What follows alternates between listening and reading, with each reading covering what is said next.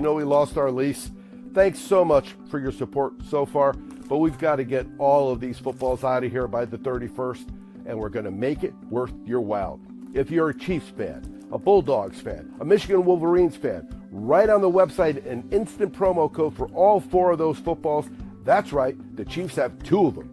Right on the website, a $20 discount, and it's even better if you're a Cowboys fan, a Tulane fan. Boom. Penn State, Buccaneers, or Baylor, it's 2 for 1. Buy one, get your second one shipped in the same box for free. It really is perfect if you hang around with any Cowboys, Tulane, Nittany Lions, or Baylor fans.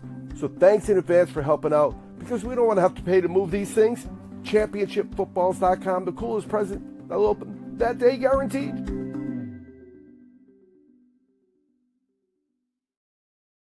Sports Radio Network.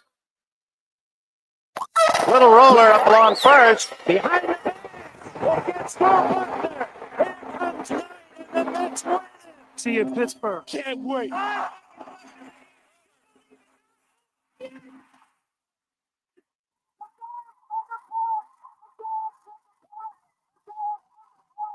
the baby is out on the field. He's going to go into the end zone. Looking, throwing in the end zone.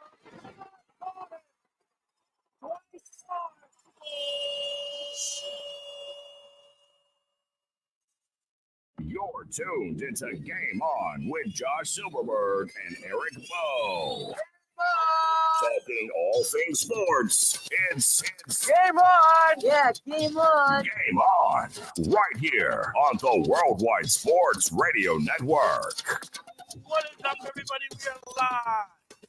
Happy Thursday to all of you here on the Worldwide Sports Radio Network. This is Game On, joining you every single Thursday from 6 to 7 p.m. Eastern Standard Time. Of course, I am your host, Mr. Josh Silverberg. Of course, my co-host, one of my best buddies, Mr. Eric Bowe. And, of course, on the board, and by the way, he is going to be pictured, Speedy, next week. Right, Speedy? Yeah, you know it. He is. We have an epic show tuning in next week. Speedy, would you like to confirm the guest that will be appearing on the show live next week and the times? Alrighty. So the first guest joining us right at the beginning of the show, a little after 6 o'clock, Mark Healy will be the first one. He is the editor-in-chief at the Rockaway Wave, founder of Gotham Baseball and SiriusXM and Baseball Digest. SiriusXM host, I should say, and Baseball Digest online editor. He's a New Yorker guy. Seems like a Mets fan. He is a Mets fan. Looks like, yeah, I was gonna say, looks like all his designs are Mets colors. So, and you said you knew him yesterday, so that's glad. Yeah, I've talked to him before. All right. He's a good dude. Yep. So that's the first one, and then joining us at 6:30.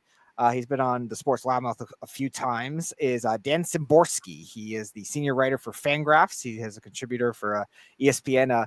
A big sabermetric guy, but also a good personality. He's a very funny guy. He loves taking shots at a lot of these bad teams. That's it, baby. And that's it. I'm sure we'll get more on as the time goes. It's going to be a unique show next week. It's going to be extended. The show as well next week. We will not be ending at 7. We're looking at the 7:30, possibly 8 o'clock range, because there's going to be a lot to digest, because we have to understand the trade deadline used to be at 4 o'clock. Our show starts at 6. MLB put in this year that the deadline is now ending at 6 p.m. Eastern Standard Time. So, therefore, deals are going to be flowing and rolling in at the last minute. You could go all Yoenis Cespedes deal where there's 5 minutes left and the Mets got the deal done in 2015.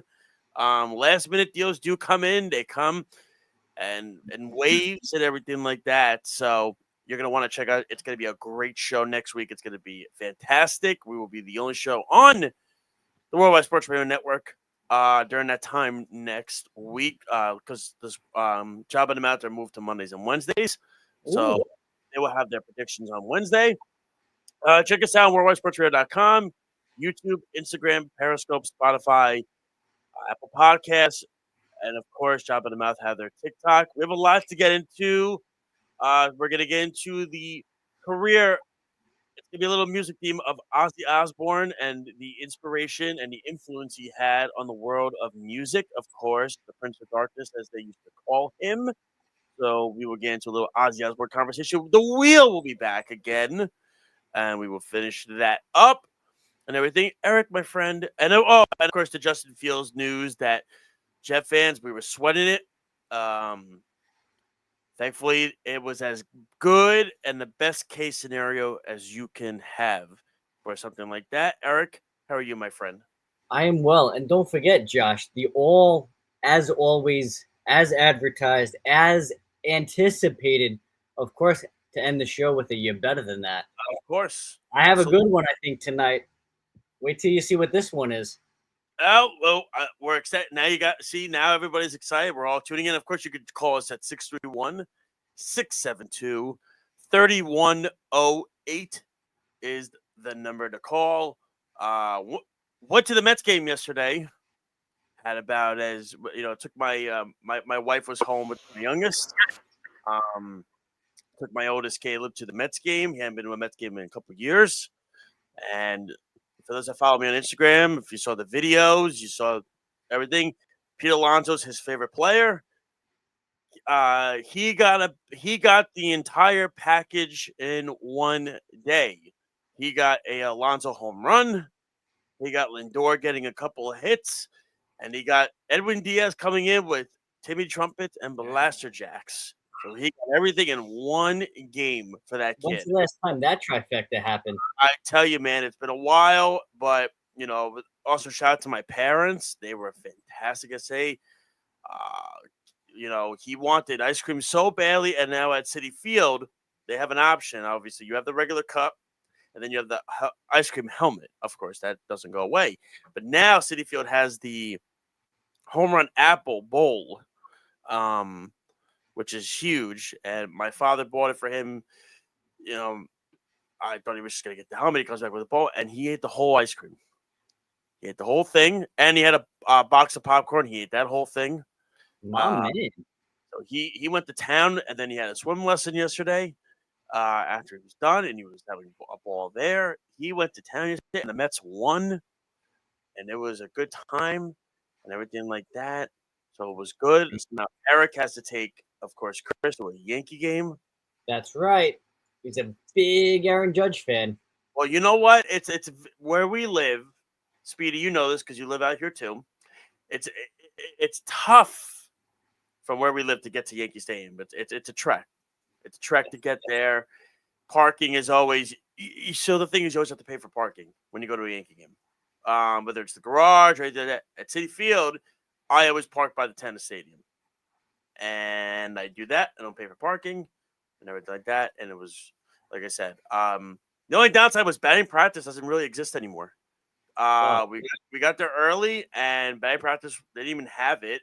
And now the netting, back in the day when you used to go to Shea Stadium, and I'm sure Eric when he went to Yankee Stadium, you go to the dugout, you have a ball and a pen in your hand. The players come by, you throw the pen at the ball at them, they roll the ball back to you. No more. You stand on line. You have door. They come, they sign about 4 or 5 autographs, and they walk away. I don't think kid cared that much. He didn't get any autographs. It's all right. What are you going to do? It stinks. It's so different because, like I said, the netting is in the way now, the dugout. Everything like that. But it was a great time yesterday. He had a ball. He had so much fun. He was dancing with Lazy Mary. We were doing that. The trumpet song came on, and that was it. Went to town. And the Mets won. Alonso home run. Look at you, memories. I'm so proud of you. You walk away. You're feeling blessed that everything. They knew he was coming, right, Speedy? Oh yeah, they knew he was coming. They said they got to get the works. Pete Alonso spotted him right in the stands. Right, it was no doubt. Now would be a good chant. Now would be a good time. Caleb's here. Let me end this hitless streak. Well, you know what? Exactly. I mean, geez. Here's the He's thing. A family man, right? Well, you know what it was? It was so funny. Mania and Mania pitched, which was good. We didn't get some crummy start or anything. Mike Trout got to hit a home run. That was pretty cool. But the game started with a Brandon Nimmo home run. So I said, all right, we're gonna start. We're off and running. Here we go. But no, the Mets needed it. It was a good 4-2 homestand that did not start out well, but they won the last game against the Reds. They swept the Angels, and despite all that, and despite the Mets going, I believe it was 10-25, and we'll hit on this a little bit later. The Mets are still in first place in the National League East. But I Can't say digress. that about all New York teams. No, we'll get to the Yankees and that whole ordeal and everything like that. But of course, we are starting with big news that did happen today in the sports entertainment world, in the world in general.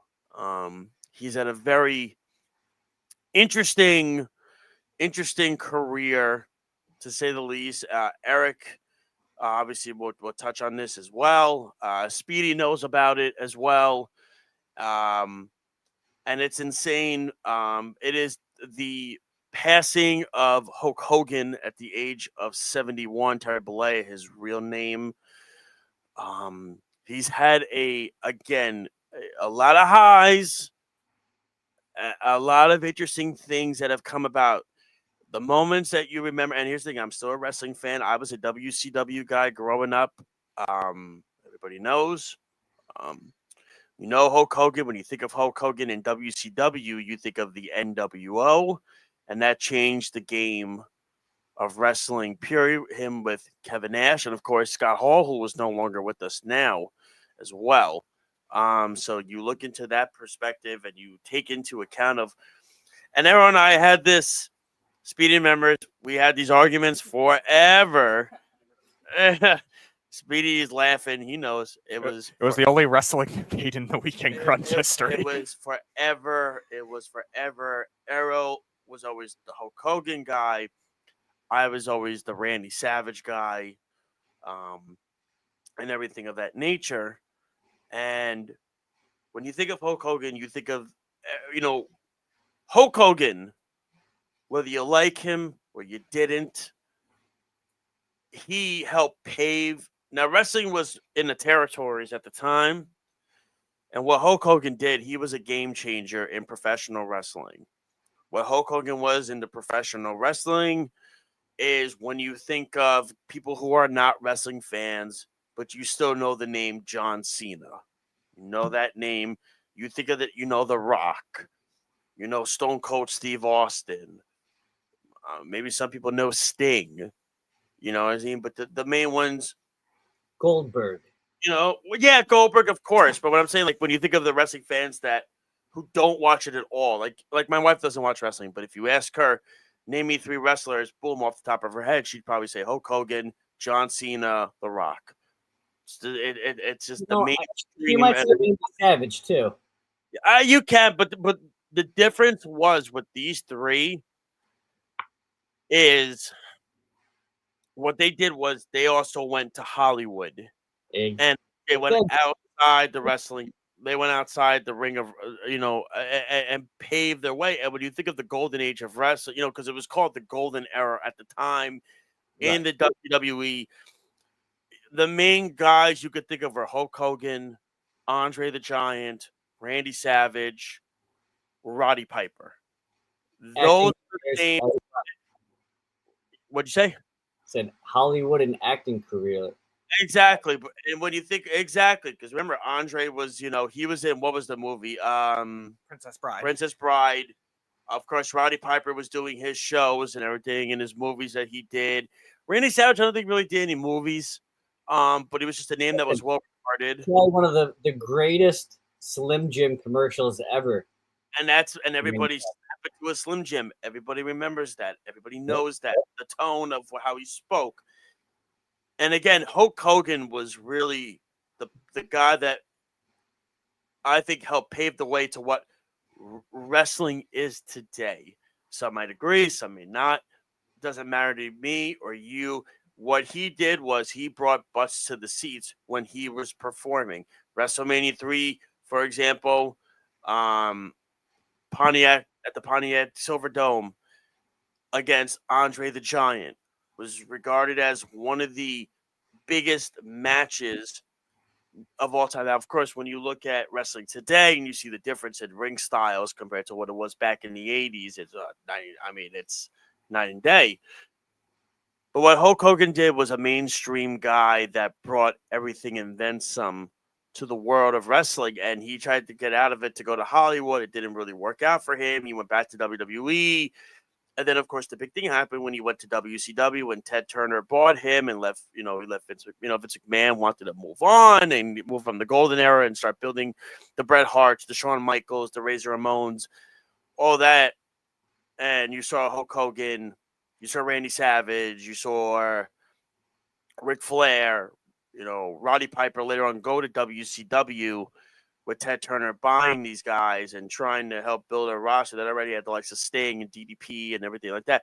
But what Hulk Hogan really did was mainstream and made wrestling popular. And what also Hulk Hogan did was, you think of WrestleMania 1, he was in the main event with Mr. T against Roddy Piper and Mr. Wonderful Paul Orndorff, and Muhammad Ali was the referee, and Winnie Richter was there, and it was a massive storyline galore, and he brought, like I said, the attention to making the WWE, helping kickstart it to be a global empire.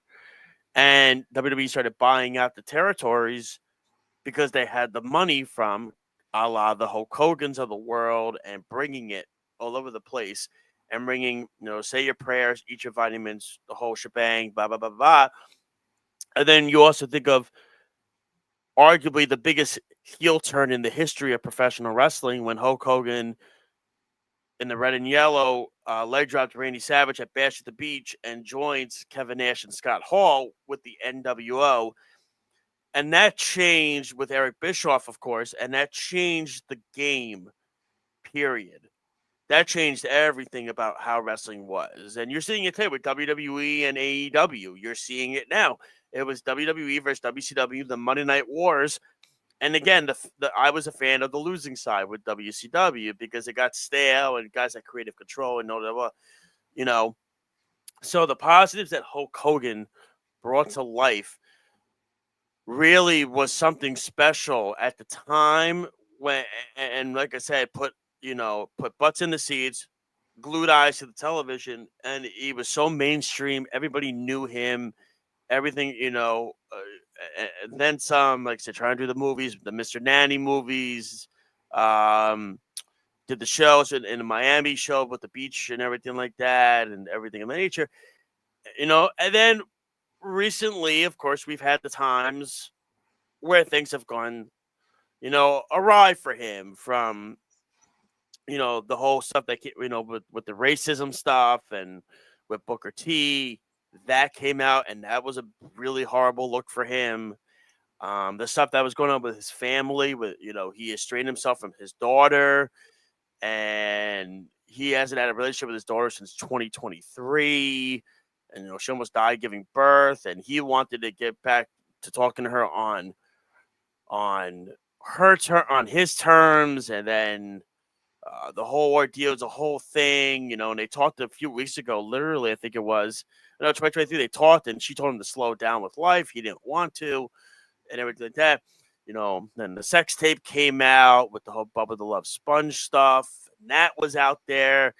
And then, like I said, we're not a political show or anything like that, but, some on the right, some on the left. He was at the Trump rally at Madison Square Garden, and he was, stuff going on with Trump, and people did not like that. And then he goes on to the Raw debut on Netflix, trying to promote his beer, and he got eviscerated by the crowd and got booed immensely, nonstop. He was about to open a restaurant in Manhattan across the street from Madison Square Garden in September. That was in the works. Him and Eric Bischoff were having a wrestling promotion they were building. Of course, you have the Hogan's Beach Shop in Florida and everything of that nature. He's got the beer sponsor now that he does, or did, I should say, and everything. So this is really, you have the highs and you have the lows of where Hulk Hogan, I like to say a polarizing figure. Iconic. I like him, but again, I've been a wrestling fan for about 28 years, 29 years. I'll be the first to tell you Hulk Hogan changed the game of wrestling and what it is. You may not like it. You may not agree with it. It is what it is. He did. He did make the mark of the way of growing, because remember, he was huge in WWE. People loved him, from the fights with the Ultimate Warrior to remember the rivalry with Sergeant Slaughter with Iran and everything like that. Well, And you then know what it is, Josh? He was good at getting emotions, right? Good, bad, and different. Very emotional, just in every aspect that he would get. You know what else gets very emotional at times too? You ready for this one? Jets quarterbacks and injuries. That gets kind of emotional too, no? It can. Yep, that's for sure. I will say that 100%. And Look at the last two quarterbacks. You had Aaron Rodgers come in first game, there's Eric with the transition. What happened today? Did you hear what happened today? Carted off Justin Fields? What? Yep. Carted off on? Justin Fields. So the story came out. And again, really quickly, thoughts and prayers to Hogan's family, his loved ones, and everything like that. Like I said, everything. So I appreciate the time of letting me digest the history of Hulk Hogan. I'm sure Errol would love to come back on, and I'm sure Errol will probably he'll probably talk about it Monday on Yeah, I'm sure. I'm Job in the Mouth. It's one of our specialty segments. I'm sure it'll come. Oh yeah, let me tell you. Tell me the time it comes on. I'm going to call in. All right. You tell me. All right, sounds good. Don't tell him. And everything. As far as Justin Fields goes, so yeah, when you hear the cart, you're thinking, "Oh God, here we go. This is a problem. What are we going to do?" And then he gets off the cart. He walks back to the locker room on his own. Aaron Glenn said somebody stepped on his toe. We don't know what the diagnosis is. And then what we got is, I believe, a dislocation in like his pinky toe. And it's like the slightest dislocation you can have. Really, when the Jets dodged the bullet massively. I don't think, listen, the Jets aren't going to do much this year. I know Errol thinks they can win, 10 games or something like that. I don't think he mentioned even that many games. He thinks that, that's what he told me. But okay, I don't think he ever told me more than 8. Yeah, I think they can win. I think maybe 6 or 7, which is fine. That's great, because what they did was they re-signed their core players in Gardner and Wilson, and I know Errol loves the Sauce signing, doesn't like the Wilson signing that much, but you know what you have to do though is you have to play into keeping your young core. And how many times have the Jets let good players go? And it bites them on later on. So to me, with the Fields injury, it's like I said, he'll still be at practices, I'm sure. I don't think he was going to play that much in the preseason anyway. Quarterbacks really don't anymore. That's just the new norm. But to me, I view it as, okay, you still have Tyrod Taylor there, and they're the exact replica quarterback. They're identical. Do threats first and foremost with the running and the passing. So none of that's going to be taken away. And I think the nice thing about the Jets is this is the first time, Speedy, Eric, you tell me if this is accurate or not. The first time in years, there's no distractions with this team. They have everybody under contract. There's nobody holding out. Everybody's there. You haven't heard a word about them. This was the first. And then when you my biggest thing, they could my biggest takeaway with the Jets so far. And again, Josh, you as the big fandom that you are, tell me if I'm wrong on here. But Aaron Glenn kind of setting the tone already in terms of, hey, we know what we need to do. I'm going to get us there. We're going to try to end, the Jets suffering for fandoms and whatever else. But you know what? This team sounds like they're going to be is fundamentally sound, right? They're going to have a coach that makes sure they play hard in between the lines, not just offensively, not just defensively, special teams, and try to be well-rounded. And that's so far the attitude that Glenn is saying. He's talking with conviction. He's talking with confidence. He's talking about doing things the right way. And you know what? I haven't had that sense of, hey, this is going to be a different coach team with the Jets in the past, let's just say 4 or 5 plus years. right? Aaron Glenn's coming in. He's starting to change what looks like the culture of the team, making sure guys are held accountable and doing what they need to do. You know what? I think it's a great hire, and time will tell.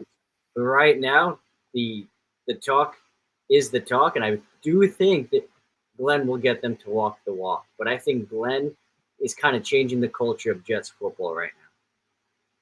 Yep.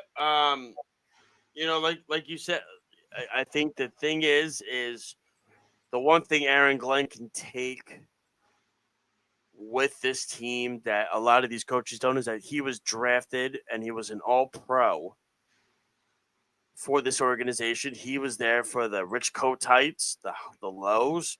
He was there with the Bill Parcells, the highs. He played under Woody Johnson. He said it in his press conference. He said yesterday, he said, Jet fans, I feel your pain. I was a player here and everything. So he knows. And I think when you have a player like that that's been for this organization, I look at it like but like Steve Cohen is a Met fan, right? You have a fan of the team who owns the organization.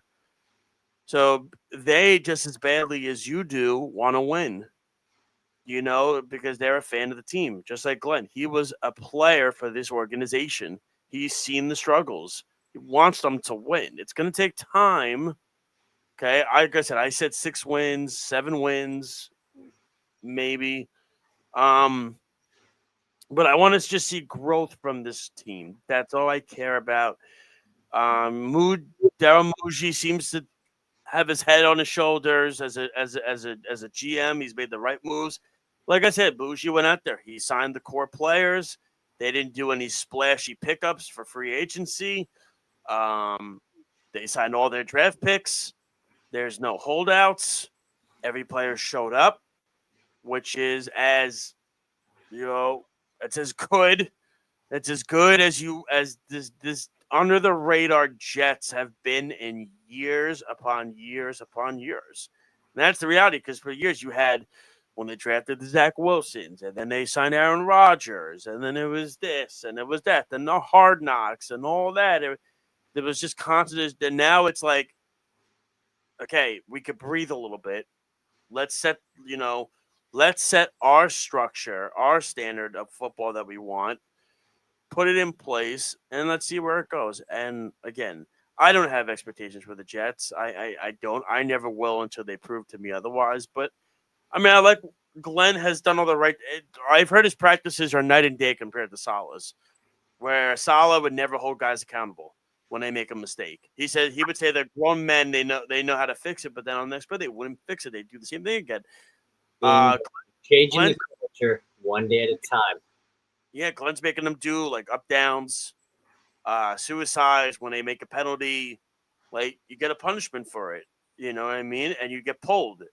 And that's how you set the standard and structure. And there's a reason why every player has shown up so far. They believe in Aaron Glenn. Like, that's what it is. I mean, go look at the Hard Knocks with Detroit a couple of years ago with Aaron Glenn. He made the whole speech about he was naming some of the kids. So-and-so, you went to Ohio State, right? So-and-so, you went to USC, right? He's like, you remember what winning felt like? Yeah, you remember that feeling. Right? Then, you've been here the last year, right? No winning involved. Well, let's change that and everything of that nature. So, and then, so we'll see what happens. But you know what's going on, Josh? It sounds like the wheels are turning there. Oh, God. The wheels are turning. He's so corny and cliche with his transitions. Like, people, it's like so obvious. Oh, God. Wheels are turning. You know what other wheels are turning? My brain. This is probably the most anticipated part of the show, is it not? You're right. You're better than that could be. That's right. I mean, that could be too, but we got to make sure the wheel's working, right, Speedy? I'm trying to share it up here. Let's go. All right. Yeah, just to recap who we talked about last week, right? I got it. We went over with Ryan McMahon. We went over. I got the list. Okay. You got the list. Speedy, go see the list. All right, I got the list. So you did Luis Severino, Brian Hayes, Adolis Garcia, Ryan McMahon, Merrill Kelly, and Cedric Mullins last week. All right. So, Speedy, you want to put the wheel back up? All Let's right. spin that bad boy. Let's see where we land. All right. I love this. Where's the music? Oh, and we get yes, we do have this music. Look, I'm back in the 80s. Josh Naylor. Eric, you want to start first? I'm going to take this one. I'll take this one. So, Josh Naylor, I think, fits the mold of this team in particular. Now, listen, it was reported today that with Suarez, the Mariners and the Yankees are so far the most aggressive. Now, let's just think. If the Mariners happen to miss out on Suarez, I think Josh Naylor is a huge plan B for them, right? He's got the power. He's got the pop. He brings a grittiness to him. You add him with a Rosarena, Cal Raleigh, and we're talking here. Mariners, I think, have some pieces. I think it's the Mariners picking up Josh Naylor. Yeah, I agree with you on that one too. I agree. I think it's Josh Naylor. I think it's the Mariners as well. It's a no-brainer for them. They need power in the middle of that lineup to help with Raleigh and Rosarena, who's starting to pick it up a little bit the last few weeks. So to me, it makes the most sense. They have a really good farm system, so they have a lot. If Arizona's open for business, they're gonna get a lot. I'm talking a lot with Gallen, with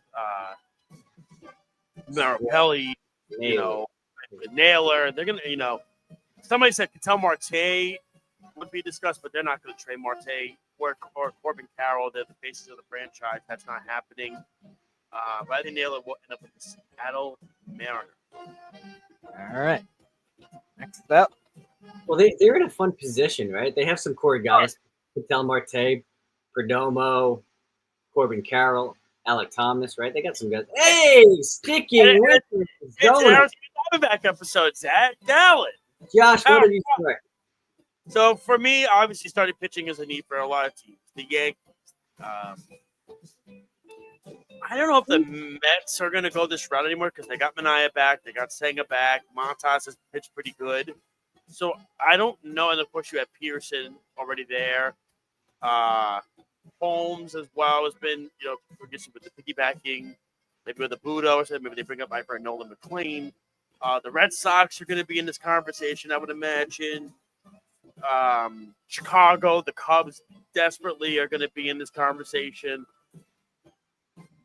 There's a lot of teams that are going to be in on him. I see Zach Gallen going to.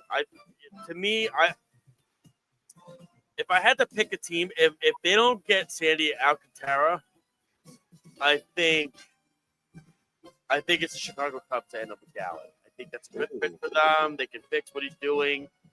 Right now they're in second place behind the best record in baseball in the Milwaukee Brewers. With a depleted staff, nonetheless.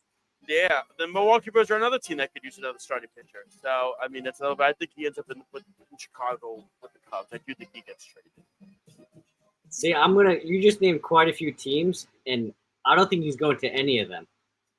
Right? This has the markings and the molds of a sleeper team coming out of nowhere and picking him up, right? And we kind of saw we know this team kind of has those guys in the past who are on their staff currently who not a flash in the pan, but not just flamethrowers, but pitchers, for instance, right? And that's why I think out of nowhere, there's the run that they're on, the resurgence. They just beat the Yankees all this time. I would not be surprised if Toronto tries to make a run and land Zach Gallen. And Toronto is one of the best farm systems in baseball, so they have the pieces to get the deal done. That's the tough spot the Yankees are in right now. The Yankees are 27th in baseball farm system. I think Toronto was what? Speedy. I think it was 12th. 12th and 13th. Yeah, well, they were really bad last year too. Yeah. A lot of those guys played well now. So I think this is the spot. If the Yankees are going to want to get a guy like this, their teams are going to ask for Spencer Jones. They're going to ask for Schlittler, the pitcher. LaGrange. They're going to ask for these guys. And Toronto doesn't have to trade any of those top guys. They have guys in their depth that they could get rid of that are still really good. The Cubs, same thing. The Cubs have a nice system. So I wouldn't be surprised if it's one of those two teams. All right. Well, we got a third Diamondback in a row. Is there anyone left? No, we will not. No, we won't. Nah. No, Hearn, those go in on Class A. Ryan O'Hearn, the DH for the Baltimore Orioles, was an All-Star this year. Was in the starting lineup for the All-Star for the American League this year as well. He's had a good season for them. I believe he's on an expiring deal. He's another one that's going to fetch pieces. Look at teams that need, again, hitting. Seattle is one. The Red Sox are another. San Francisco can always use a hitter. We know that. Maybe a team could sneak up like a Milwaukee, possibly a San Diego, who's been so hit and miss this year. Although it's interesting, we don't even have Dylan Cease, I don't believe, on the reel, but he's a guy that's name's starting to perk up a little bit now as well. Detroit is another team. The Tigers are another team I can see him going to, and I'm gonna, to me right now, I'm gonna go with the Detroit Tigers. I think they could use a little pop to the bat. I think he's a good flyer to take on. Like I said, All-Star this year, put him in the middle of the lineup. I think that would be a really good place for him to be. I think he fits in really nicely with that Tigers team. But do not sleep on the Milwaukee Brewers to get him. He's the type of guy that Milwaukee can take as well. Not a big contract. We know that. They have pieces in the farm to do it. It won't take a lot to get him, I don't think. So I think Detroit is the favorite in my eyes. Milwaukee is my sleeper. See, I'm going to go with a team that every year seems to be buyers and sellers at the same time, right? They always seem to add, they always seem to subtract, and it's a team that kind of gives the Dodgers a run for their money. You kind of just mentioned not Zach Allen. I'm sorry. You did just mention Dylan Cease. I would not be surprised if the Padres try to make a push for O'Hearn, right? Kind of be their DH. As much as they do enjoy Gavin Sheets, you add Ryan O'Hearn into that, extend it that much more. I wouldn't be surprised if it's the Padres. Shout out to Nippon, by the way. Love it. Thanks, Nippon, for the shout out. We appreciate it. All right. Dylan Cease is now on the wheel, so there is a chance we could end up with Hey, look at Speedy.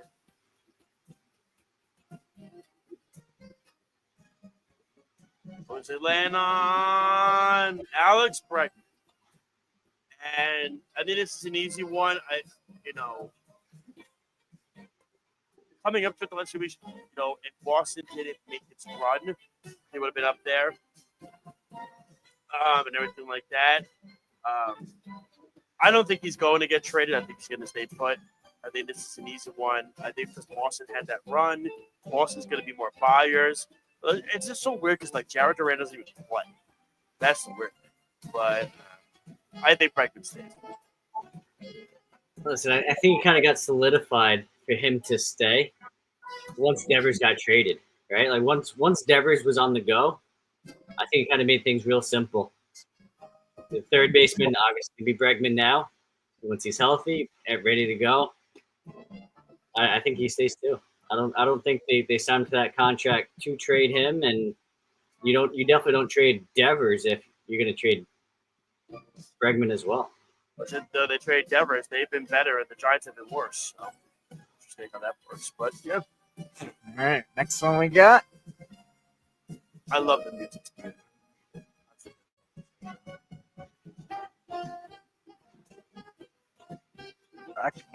Zach Eflin, the pitcher for the Baltimore Orioles, right? Interesting cat. He's had a good career. Struggling badly this year. ERA's near 5, I want to say. But I feel like teams are going to take a flyer on him. This has something like the Mets, something like the Brewers. I think, teams like that are going to be in on him. So I wouldn't be shocked. I'll go with either the Mets or the Brewers to trade him for depth. See, I'm kind of torn in this one, right? I think there is a chance that the Orioles hang on to him, right? But if they do trade him, I mean, if the value's not there, then of course. But if he's on an expiring contract, you might as well get what you can get. correct. But I'm not fully convinced they do, but because the expiring contract, one of those, all right, let's see what we can get, and then we'll talk in the off season. But I would not be surprised too if he goes to a team like the Phillies, right? Has the track record there. Yeah, but the Phillies have developed in the pitching. It's been Phillies prospect Zach Eflin, by the way. yeah, I know, right? It'll go way back. Has the histories with the Phillies. Nola's still injured, right? I don't know when he's You coming kind of back. want to Yeah, they have Mick Abel, but this is kind of a guy they can use long relief, bulk innings, if anything, start. It kind of helps shore up their rotation right now. They have a history with him. They understand Eflin itself. Had some great years in Philly, nonetheless. Would not be surprised if Philly tries to make a move for him. Hey, All right, here we go. Next step. I thought I was going to go on Louis Robinson before. That would have been an easy one. Oh, this is going to be a good one. I know where it's going. Yep. Did we put is Mason Miller on there, Speedy? I can put Mason Miller on Mason there. Miller is a big one. All right. Also, is Jax on there? Griffin Jax? He's on there, I think, right? No, I think you have me at Joanne Duran. I don't think any other Twins made it on Joe Ryan should be on there, too. Yeah, I know. there. All right. Bednar's interesting because he's been unbelievable. He's looked like the All-Star he did 3 years ago. I 1,000% think he's going to Detroit. I'm actually very confident he's going to Detroit. That's a Tiger move. All over it. It's in a low-pressured spot. There'll be a setup guy there for them. Maybe the closer, but I think the Tigers are a good spot for him. He doesn't have to be the guy. He's pitching really well last month. I can see the Yankees popping in there. The Dodgers, I can see the Dodgers sneaking in there and making it, but I think the Tigers are the team. I'm a little shocked in your answer in this, Josh. Especially I woke you up. good because I'm convinced, or I think he's going to the Mets. I think it's going to be Bednar and at the same time maybe a Mitch Keller kind of deal for the Mets. That would not surprise me one bit. I feel like it makes too much sense. And I think the Mets kind of get it done. You get a starter, you get Bednar. Now think about the best part here. You have Diaz to close it out, but Bednar to be the I don't think the thing is I don't think Bednar's their target. You don't think Bednar's what? I don't think he's their target. I think the Mets are going to want either Class A or Duran or Miller. And if it doesn't work out, I can see Speedy, you tell me I'm going to get Griffin Jax. I'm good with that. Yeah, and go that route. But I don't know if Bednar is the guy they're going to want to. if you can get Bednar and a Mitch Keller, right? I mean, if you're getting the same deal, that's a different story. But they're going to ask. That's what I think.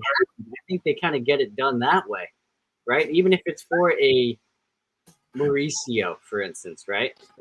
I think that's what. I think what helps is the fact that in my opinion, that's what I'm saying. When you have either, the Mets right now have the 8th best farm system in baseball, but on top of that, they also have guys like Mauricio, Acuna. I don't think Beatty's going anywhere at this point. I think Beatty's going to stick around. But there's a log jam, right? There's a log jam for playing time. Well, that's what it is, and I think I was thinking of my dad yesterday. He's like, you have Mauricio, Beatty, Santos, and Acuna. You have all these guys on the roster together. You can't have them together. The problem is these guys, the prospects also, are sitting around. And it's constant revolving door lineup, and they got to get consistent. I think Acuna, out of all the Met guys, I think Acuna is going to be the odd man out. I think he's the one they're going to trade. I think Beatty's starting to find himself. You have Vientos from the postseason last year. And I think Mauricio has so much upside that I think Acuna would be the odd man out to trade. Because everyone's been asking me, these four the guys who would trade, and Speedy, you probably would agree. I think Acuna would be the one you would trade out of the four. I think he's the weak link. Yeah, I don't think I don't think the Antos, now that he's picking up a little, is going to be on that. Playoffs too. And playoffs. It's that playoffs last year. And yeah, he was one of the, if not arguably the best hitter in the postseason last year. Right. So that's going to leave it based on that, him to be the least likely of that group to be traded. Acuna. I think Beatty now. I think Beatty's the least likely now. I think Beatty's the one to hang on to because Beatty's starting to hit and that defense. Yeah. So Mauricio, if they do trade Beatty, you know who I think he can go to? Cleveland. Detroit. For who? I think they make a deal. For who? For who? Look at their prospects. They have some good prospects there. They would not trade him for prospects. The only way they're going to trade Beatty is if he's in a deal with Cleveland for like a Class A or a. You think Beatty's value is that high? How old is he now, Speedy? 22. Beatty. He's 22. He was a first-round draft pick. He's playing 25. 25. He's a plus defender. He's starting to put it together. Hitting-wise, I think he's seen 340 in the last month. I mean, at this point, it's Beatty for a reliever, like maybe a Will Vest. I don't know if I would try. No, if Beatty's going to go in a, I would want. No, he's got to be in a package for a Class A. Yeah, it'd probably have to be a top end reliever. That's what I'm saying. It's got to be a top end. It's got to be a Class A. It's got to be a Mason Miller. It's got to be a value. I really think is that high right now. Yeah, I think he would be. I think a lot of these teams would want him. I think an athletics team would want him. I think a Cleveland team would definitely want him, especially now that he knows also how to play second base really well. Think about it. You can play second base really well defensively. He plays third base really well defensively. He's starting to hit really well. He's doing a little fundamental things, and his power is starting to surge too. He might hit 20 home runs this year. I didn't have that.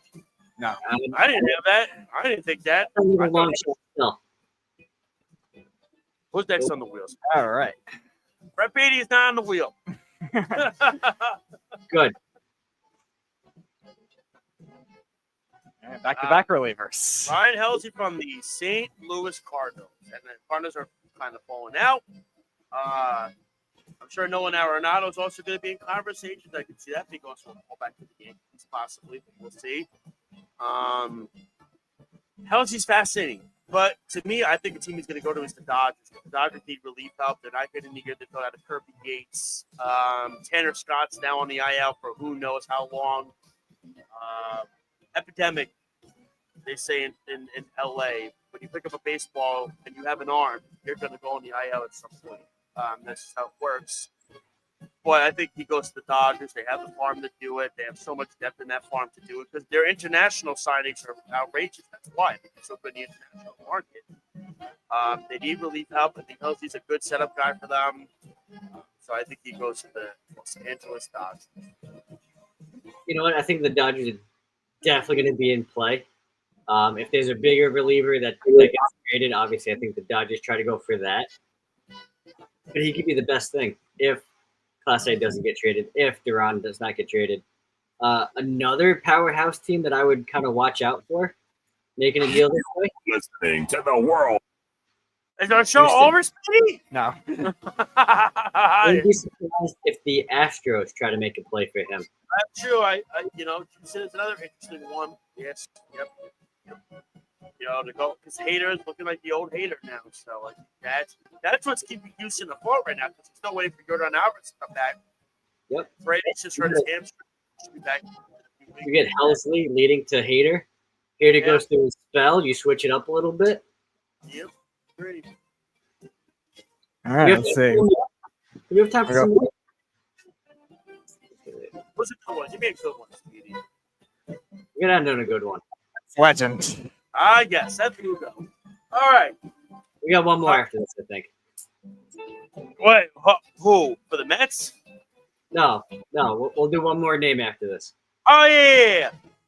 Why? I think there's a name you really want to do. Let's just see what happens. If there's a name you want to do, I would say just do it. Lugo's a good one. There's going to be teams lining up. He was a runner-up in the Cy Young last year, having another good season again. The Royals are out of it. The Yankees will be involved. The Red Sox will be involved. I'm sure the Dodgers will be involved. I'm sure the Cubs will be involved. I'm sure the Brewers will be involved. I'm sure the Tigers will be involved. The Astros will be involved. There's no reason why these teams, the Blue Jays will be involved.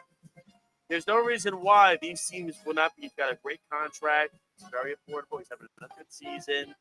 He got postseason run last year, so he knows how to be in the playoffs. I think he ends up with the Toronto Blue Jays. That's where I think Lugo goes. He's a good guy to go. You fit him with Gossman. You fit him with Bassett. You put him as the third guy or the second guy. Put Barrios there too. Scherzer just came back. Scherzer's almost like your fourth, your fifth at this point. I think if they get Lugo and they add a bullpen piece to Toronto, they're set. They're set. They're really. I think they will give Detroit the biggest fit of any team in the American League because they also have that home field, which is tremendous for them. They play great defense. I think Lugo, who being a contact pitcher with a good defense, is going to help immensely. Obviously, you have Miles Straw out there. George Springer looks like he did 5 years ago. Vladdy looks great at first. Bichette at short looks really good. Kirk has been great. I love this Blue Jays team, man. Great team. They're a great team. I think he's going to go to the Toronto Blue Jays. I think that's a good spot for him. I'm going to stick with the AL East, right? Because this has an everything Brian Cashman would want, right? I told you, didn't I say it, Speedy? Listen, under contract is a pitcher who pitches, not just I'm going to blow the ball by you and gas you up, right? Has the playoff pedigree, has the mentality. This to me has a check marks that Brian Cashman always looks for when trying to bring in starting pitching. Right. All right, Speedy, get rid of the wheel. Eric has one more guy he wants to say and talk about, so go for it, Eric. No, I was going to say the wheel. Let's do the wheel. No. You had one more guy. You wanted to say. So I already closed the wheel. So you have to go with your guy now, Eric. You got to go with your guy. The wheel's been closed. All right, fine. I'm going to say, you ready for this one? Because we didn't talk Sandy yet. We didn't talk Sandy Alcantara, and I think that needs to be addressed too. Especially just having a great game yesterday, right? Probably one of his better games, if not best of the season. So I do think Sandy goes, and I would not be surprised if Sandy goes to the Dodgers. I like that. He'll get hurt the moment he throws the ball. But yeah. This is gonna shock people when I say this. I think he's gonna stay. I don't think he's gonna get traded. I think Miami's gonna see the value's not there. Let's do it in the offseason and call it a wrap and hope for the best. We can do it for next year. So that's one guy you pick. One guy I'm gonna go with that we have not talked about. And he intrigues me very, very much. And, to me, that is Mason Miller, the closer for the Athletics, who goes 104 miles an hour. He's been incredible the last 2 years. The Mets, the Yankees, the Red Sox, the Cubs, the Dodgers, all these teams, the Tigers, all these teams going for him. I think, in my opinion, if he does get traded, I think Mason Miller goes to the Toronto Blue Jays and closes the deal for them. And when they have that closer, you can move Kaufman back to the setup role. That you solidify your bullpen, and then the Blue Jays will be set. So I think you said Tara going to the Dodgers. I say Miller goes to the Blue Jays. So that's it. Seth, Thank you, Vanna White. Appreciate it. Speaking of the Yankees from before, I think it's also time for you better than that. Okay, here we I'm go. going to start it off because the Yankees, it's getting tough to watch. It's getting tough to be fed the PR and the lines of we're a great team, we're a defensive team, guys can come in and do what they need to, and we're fine. Let's address this, right? You just got smacked both series against Toronto. Your holes have been showing tremendously. You need a third baseman. You need Jason Dominguez not to be in left field. He looks lost. Peraza there. Volpe, the guy gets coddled the most, it seems like. I understand not wanting to break his spirit and get him feeling any type of way. But at the same time, your defense is not as good as you think or want it to be.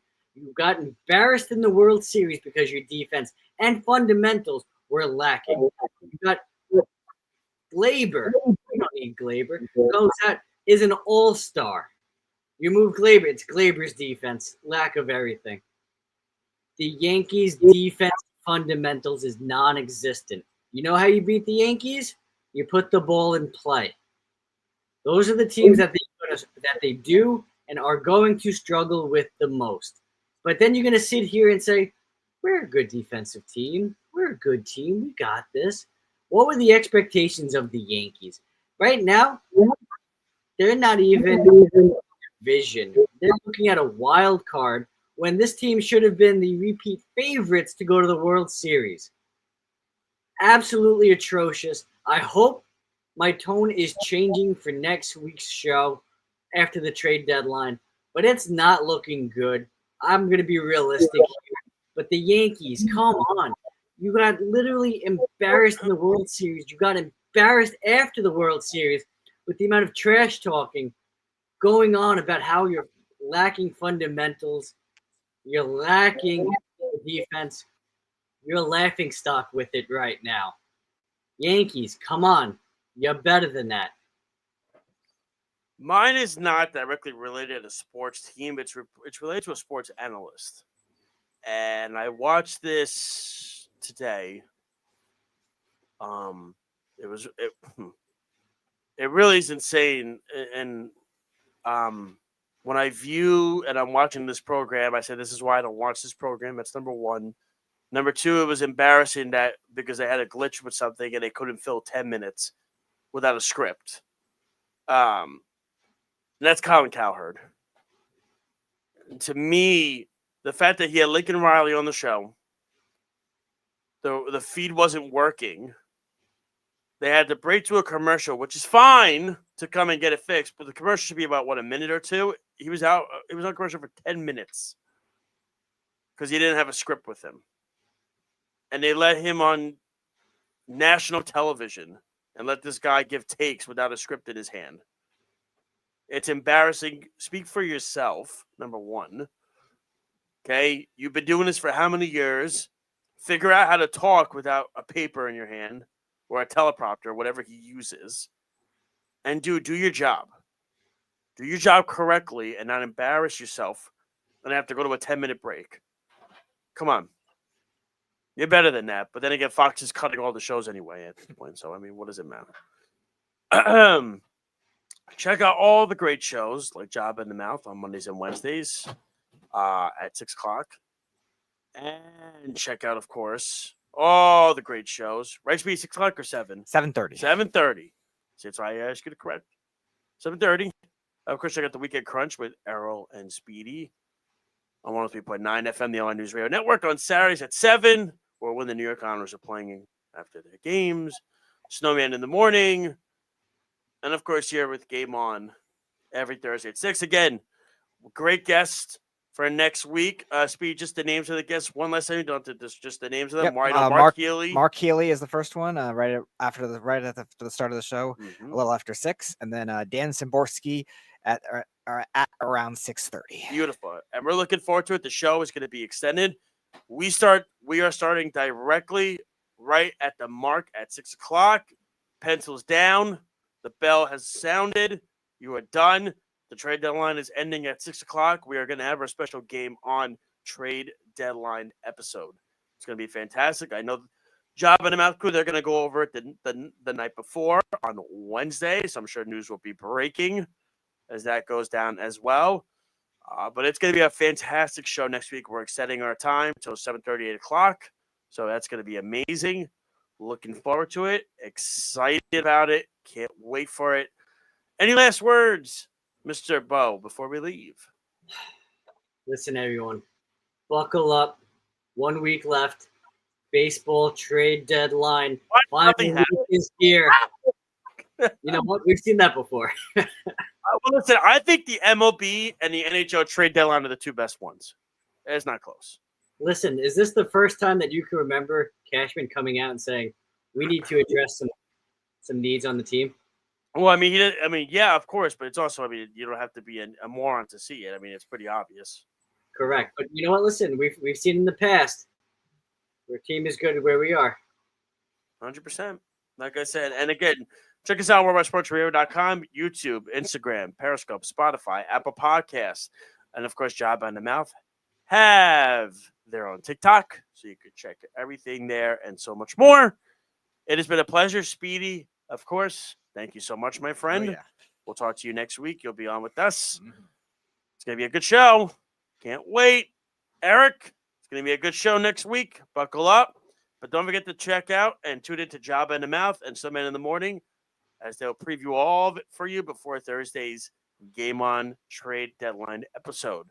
For Speedy Petey, for Eric Bowe, I'm Josh Silverberg. Take care, everybody. You've been listening and watching Game On the Worldwide Sports Radio Network. Enjoy your sports. We'll talk to you next week.